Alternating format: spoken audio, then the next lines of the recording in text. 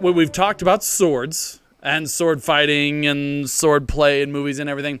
What other sort of weapons have you trained for? Because obviously there's more than just swords in what you called, I got to take a moment and say here, you called it Western martial arts. Yes. And I love how in Eastern martial arts, it's all these, the way of the open hand and, throws and judo and all this, unarmed combat. And when you say Western martial arts, I think I'm going to get a weapon and kill you. So I love that that dynamic. But anyway, yes, the question is, what other sorts of weapons have you trained with or you find especially notable? Anything is it's great. Anything on a pole or a stick is always wonderful.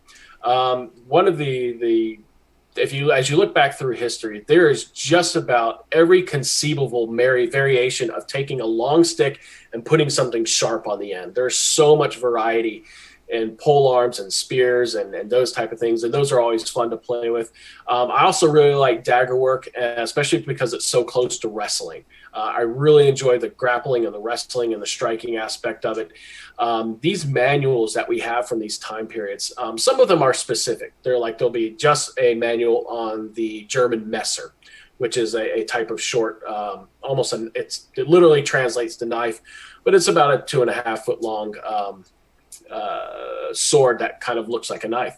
And there's some that are specific to that, but the ones that are a little bit more expansive, sometimes at least half of the manual is giving over to wrestling and grappling because it's such an integral part to understand how to fight.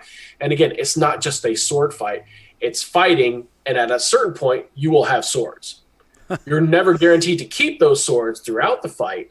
And, these manuals show that throughout the course of the fight, you might start off with spears because range matters. And then you might close the swords and it might close the daggers. And then it might be wrestling on the ground. And you have to be able to handle all of those things and all the transitions between there.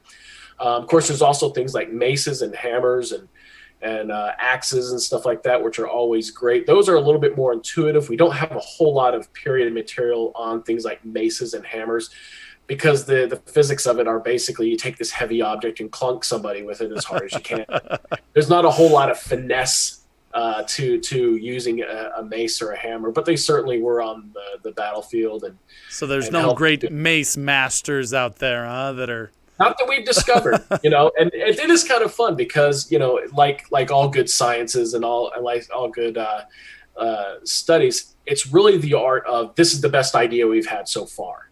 And so we're always, going back over the manuals, finding new things, finding new descriptions or pieces of artwork. And we're like, all right, does this change what we know about it?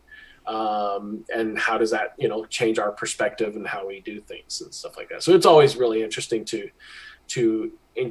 find the entirety of the art beyond just whatever sword is popular in that particular era.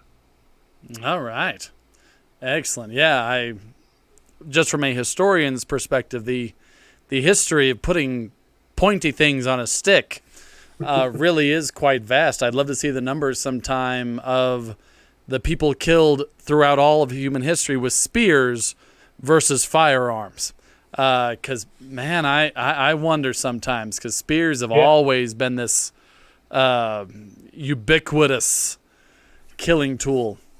Yeah, that and arrows, yeah. Oh, yeah. Yep. Yeah, now that's one avenue I haven't ever gotten into.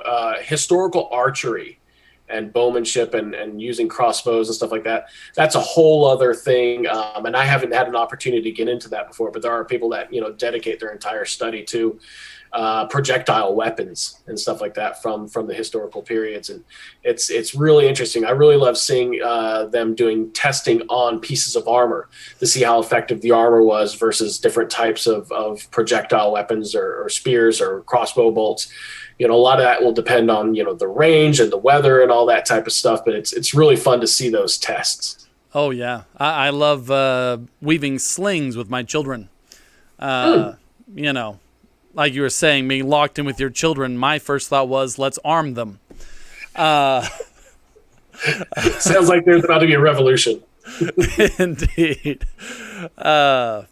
But yeah, some of those old things, the bolero slingers, and just amazing stories. But that's going to have to be for another night.